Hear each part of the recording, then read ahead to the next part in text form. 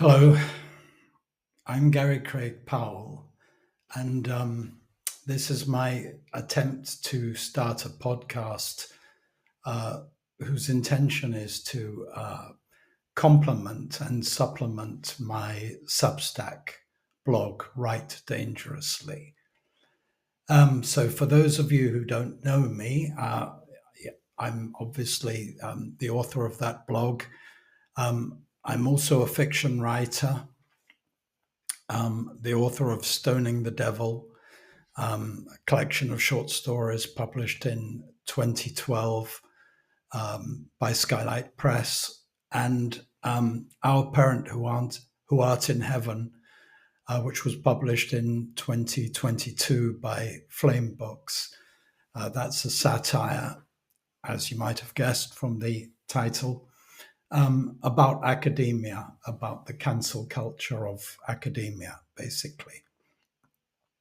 I've also written a historical novel. I have a publisher interested in it at the moment, and I hope to have some good news about that soon.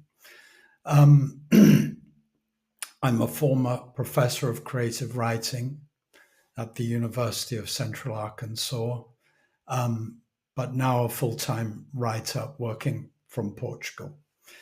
So why do I want to start a podcast about dangerous writers? Why do I think dangerous writers are important, and what do I mean by dangerous writers? Well, you're probably all familiar with Nietzsche's injunction, live dangerously. He thought correctly, I think, that modern man was too obsessed with safety and comfort, and that bred conformity, mediocrity, timidity, and he championed the aristocratic values of honor, bravery,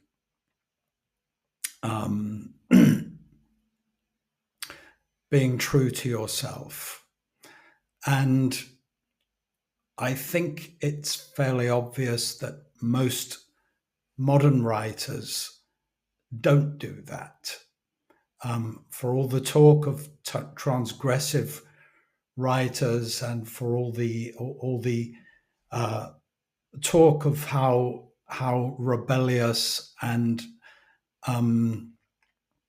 anti-conformist they are, if you look at the successful writers, and I'm not just talking about the commercial ones, the Stephen Kings and so on, but also the lions, or I should say probably lionesses of the literary establishment, people like Toni Morrison and Margaret Atwood, they very much reinforce the narratives of the globalist liberal elite.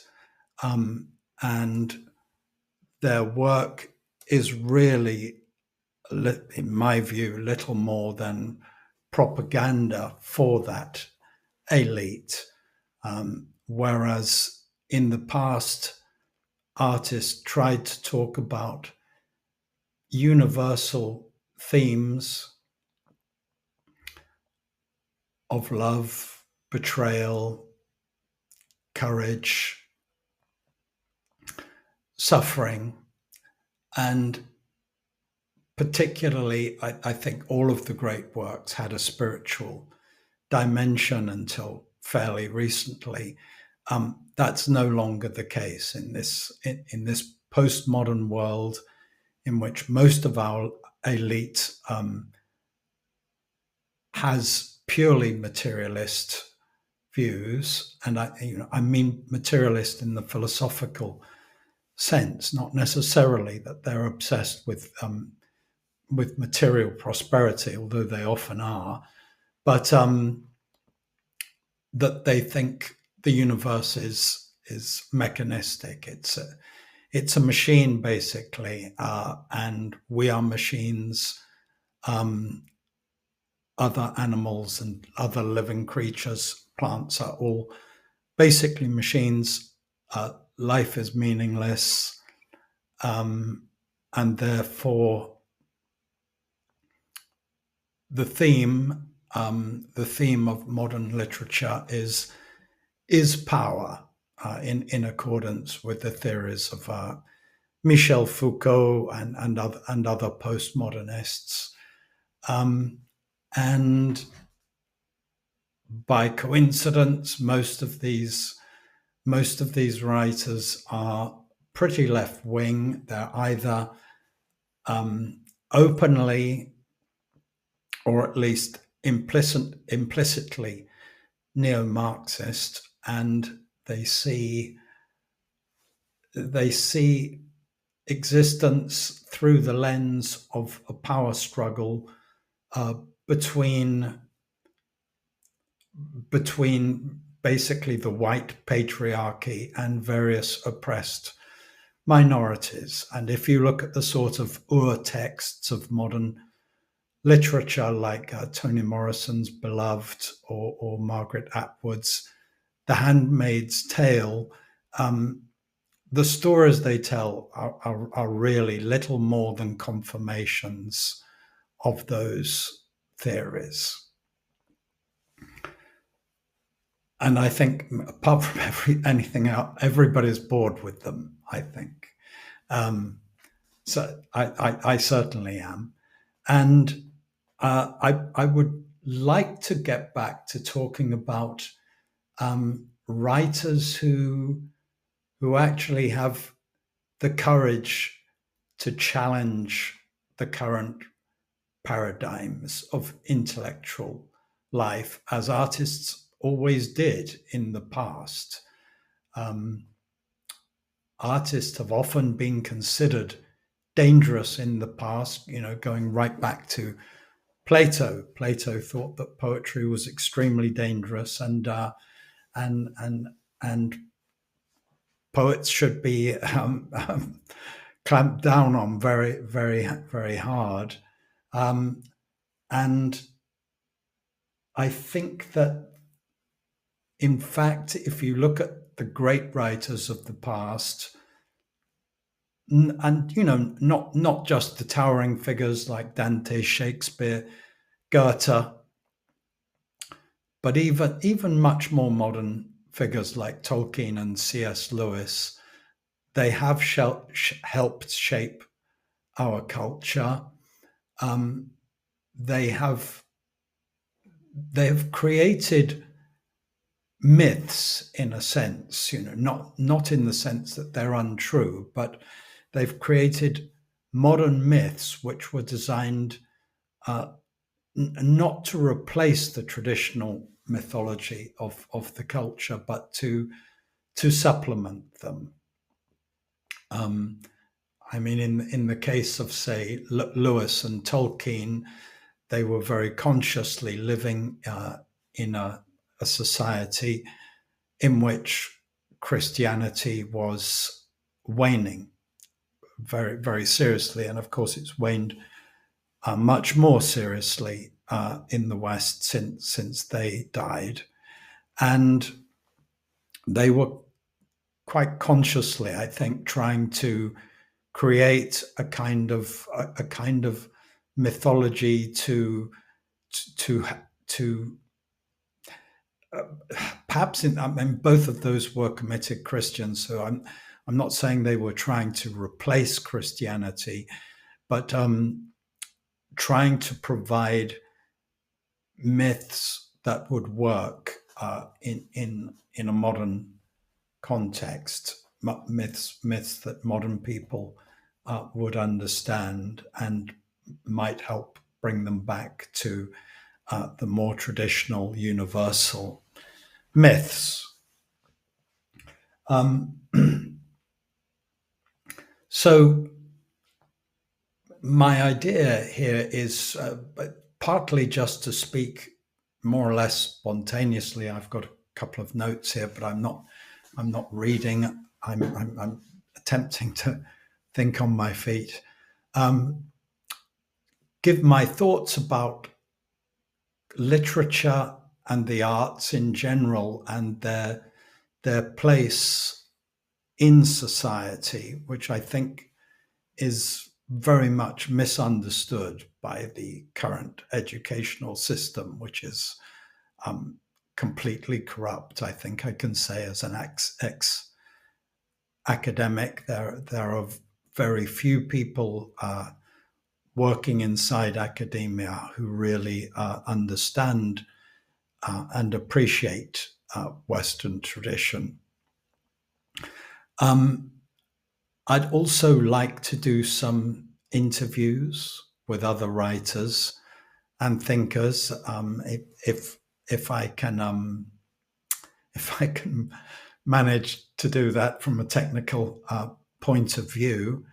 And I'm particularly inspired in a way, and I probably need to qualify this a bit, by the character of Gabriele D'Annunzio, the Italian poet, novelist, dramatist, essayist, war hero, playboy, and statesman. And he's the chap in the picture. I suppose it's a thumbnail for this video. That's a portrait of him called "The Poet in Exile," which was painted by his lover, Romaine Brooks, an American artist who incidentally was actually a lesbian. And D'Annunzio was, I believe, the only man she ever had an affair with. She was married briefly, I think, but did not consummate the marriage. But she did actually have a physical affair with D'Annunzio, and that's something. It's quite an interesting story. We might discuss that a bit later. Anyway, why am I so interested in D'Annunzio, and why has he prompted me to make this podcast? Well, there's a little story here. I recently applied for a fellowship at the University of Glasgow, a doctoral fellowship, which was sponsored by the Marie Curie Foundation. And they wanted someone to research D'Annunzio's dictatorship, I think is the word they used, of the state of Carnaro, which was a short-lived, they call it republic. He called it a regency, which existed on the Croatian coast, the Dalmatian coast. He would not have called it the Croatian coast, from September 1919 until Christmas 2020. And just to give you a very brief summary of what happened, after the First World War, D'Annunzio, who was easily the most famous writer in Italy at the time, and was actually the most highly decorated soldier in Italy of the First World War, and he had won not only the Italian Gold Cross, but the French Croix de Guerre, and he had also been awarded the MC by Britain. He carried out some amazing exploits, which we will discuss later. He became the figurehead of a kind of nationalist movement in Italy called the Irredentists, who don't have anything to do with dentistry at all. The Irredentists were people who didn't accept the Versailles settlement. So just to give you the briefest possible background on that. When Italy entered the war in 1915, partly, and in fact, one might almost say largely, because of the efforts of D'Annunzio, who gave speeches all over Italy, trying to fire up the Italian populace in order to get them to support France and England against what he regarded was the Italian ancestral enemy, the Germans and the Austrians. The English and the French agreed that the Dalmatian coast would basically be given to Italy after the war. Now that might seem strange to someone who doesn't know the history, but in the 19th century, that area belonged to the Habsburg Empire, the Austrian Empire, and the cities of that coast, which included places like modern-day Dubrovnik, which was called Ragusa by the Italians, Split, modern-day Split, which was called Spalato by the Italians, Rijeka, which the Italians called Fiume, Zadar, which the Italians called Zara. All of these cities had Italian majority populations. The Habsburg Empire was a dual monarchy split between Austria and Hungary, and that coast was administered by Hungarians. And because there were not enough educated middle-class people there, basically the Hungarians brought in a lot of educated Italians to settle those cities. And so in a sense, it became a sort of almost a replica of the Venetian Empire of several centuries before.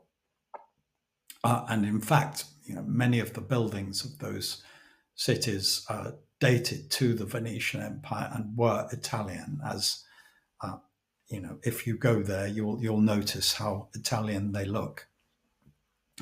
So Italy was promised these lands across the Adriatic as a reward for fighting the Austrians, which was a huge contribution to the Allied war effort. The Italians kept millions of Austrian and Hungarian troops tied down to the Eastern Front. The Italians lost over 600,000 men in the war. I mean, some incredibly brutal fighting in the Carso, which is now Slovenia, I think. And they felt that they deserved something in return. In fact, most Italians felt that they should get what they'd been promised. However, Woodrow Wilson, who had come into the war, as you know, the Americans only came into the war in 1917, and Woodrow Wilson refused to be bound by any treaties signed before he came in. And at the peace conference, he very much wanted Yugoslavia, which was really a federation of small states which had belonged to the Habsburg Empire. There was Slovenia, Serbia, Croatia, Bosnia, Herzegovina, Montenegro, what is now North Macedonia. He wanted there to be a strong state there, and he did not want the Italians to have it. And so the nationalists, who saw D'Annunzio very much as their champion and their figurehead, persuaded him to march down the Dalmatian coast with really a handful of commandos, all drawn from the Arditi, as they were called. They were like the Italian special forces, very, very tough, wild guys. But only, I don't remember the exact numbers offhand, 200 or 300 of them, I think. As they marched down the coast, well, drove down the coast really in stolen lorries. The numbers did increase a bit. Italian regular forces began to desert to them, and by the time they got to Rijeka, which was the chief city of that of that region, and which was occupied by Allied forces, that is, French, British, and American forces, and Italian forces, sorry. In fact, nobody really tried to stop him. Well, that's not quite true. The Italian government gave orders to General Badoglio to stop him, and Badoglio was in command of a brigade, I think, and he drew up an entire brigade in the path of D'Annunzio's men and commanded him to stop. D'Annunzio got out of his armored car, his commandeered armored car. He was wearing the uniform of a lieutenant colonel, which he had earned during the war. And I don't know if you know the what the Italian officers' uniforms looked like. He had a sort of a little képi, somewhat like the French peaked cap. He wore a big cape, and so he walked up to Badoglio, and Badoglio told him to stop. And D'Annunzio threw back his cape, showing all the medals on his chest, and he said, "Just shoot me, General, because I'm not stopping." And Badoglio hesitated a moment. He was obviously in a very difficult position. He didn't want to disobey orders, but on the other hand, he didn't want to fire on Italian troops, especially not people like D'Annunzio and the Arditi, who had been amongst the most heroic of all the Italian soldiers in the Great War.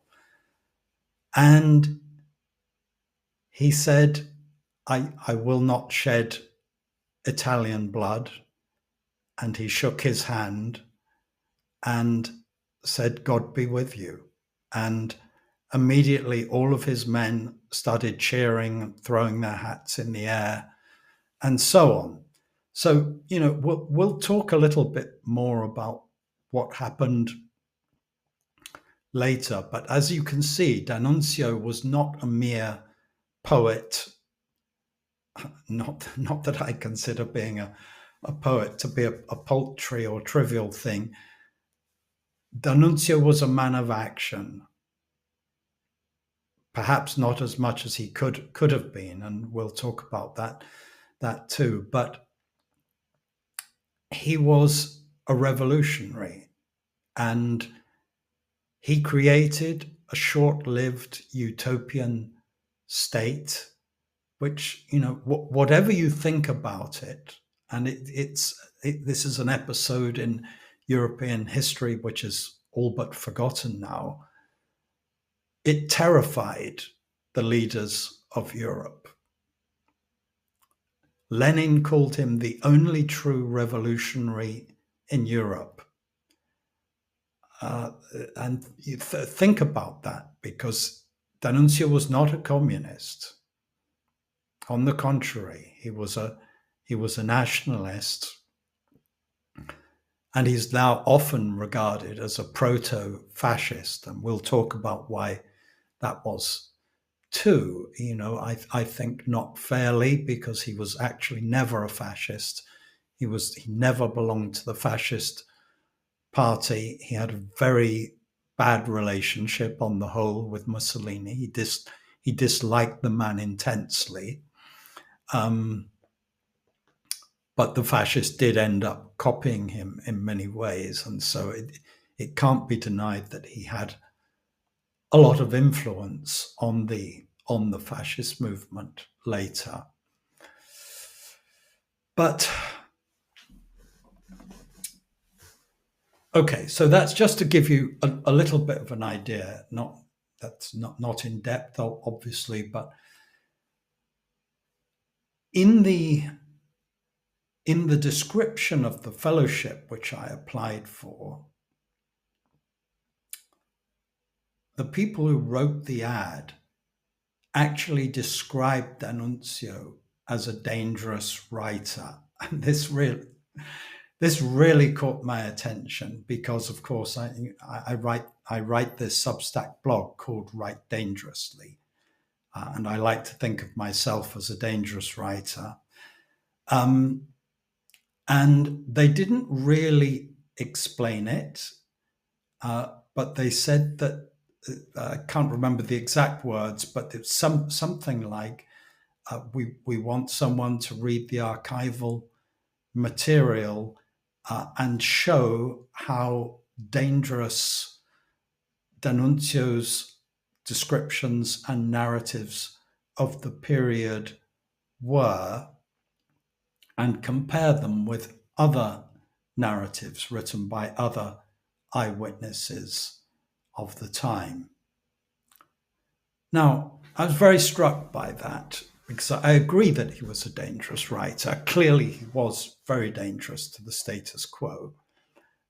Lloyd George hated him, for example.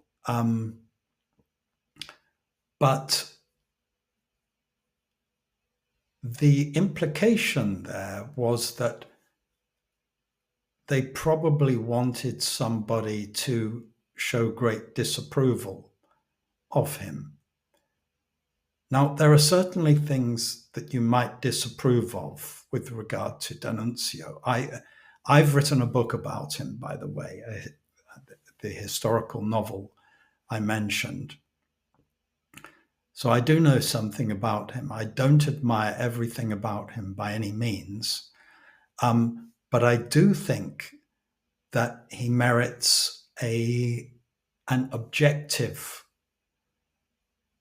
investigation, an objective, very objective research.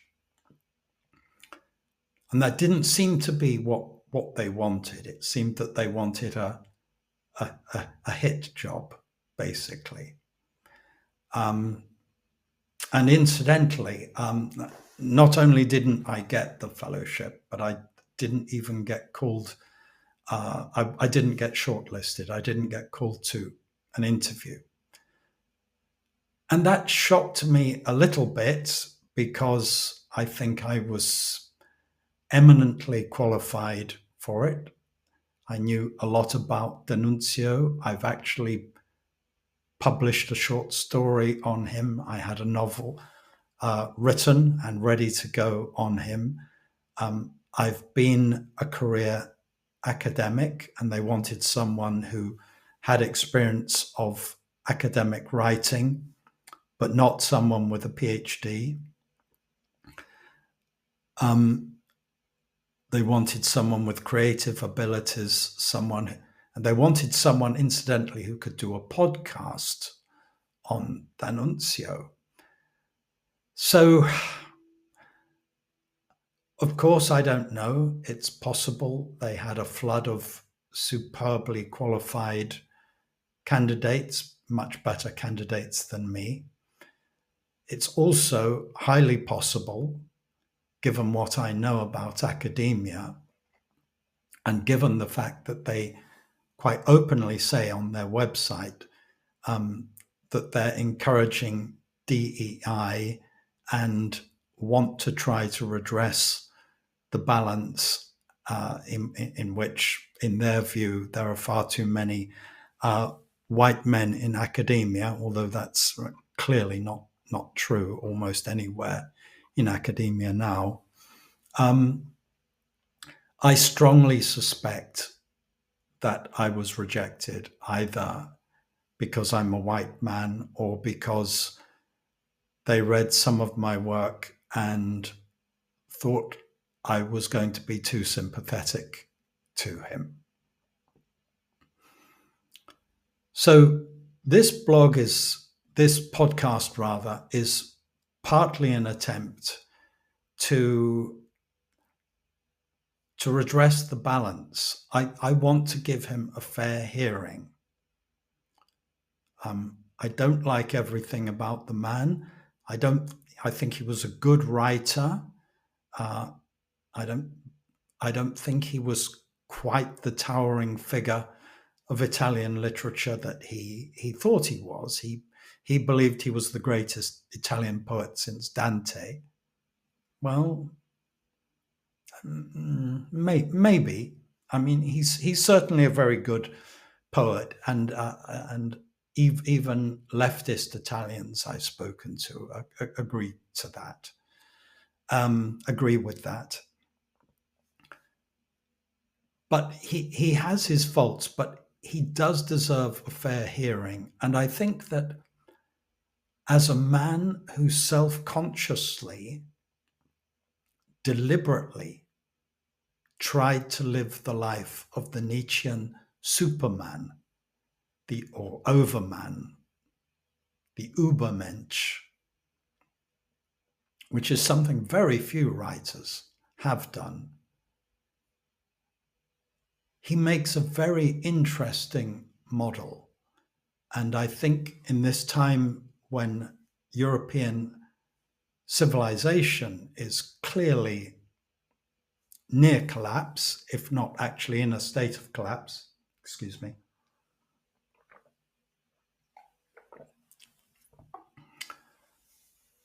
we would do well to look at courageous figures of the past who might inspire us. And I think that at this time, when, let's be honest, most of Europe is completely godless, our institutions are breaking down, the family is breaking down, communities are breaking down, and much of that has been done deliberately by our governing elites. I think that we could do with some writers who have the courage to stand up for tradition and who will help guide us back to a more spiritual way of life. And that is my intention here with this podcast. I am not a famous writer. For that reason alone, perhaps you might say I'm not a dangerous one. I think I do have the courage to stick my neck out. I've already been the subject of a ferocious attempt at cancellation at the university I worked at. And I could list other real world consequences I have suffered as the result simply of telling the truth and speaking out. Well, so anyway, you can decide whether I'm a dangerous writer or not. One last little thing. D'Annunzio in Fiume was hailed by his troops as the Comandante. And I am sometimes known as the Comandante to my followers as well. And, again, we can talk about why that might be later. I hope you've enjoyed this, or at least that it's whetted your appetite for more. If you like the video, please click on the like. Please leave a comment. These are so important for the algorithms. And please share the video with other people. And I'd be really interested to know what you think, including suggestions. This is the first. I've been guests on podcasts before, but I've never done my own. I'm sure this is very amateurish. I hope it will get more professional with time. But any suggestions, any comments, questions are very welcome. Thank you, and may I enjoin you to live dangerously and write dangerously, my fellow free spirits, over men and over women. Thank you.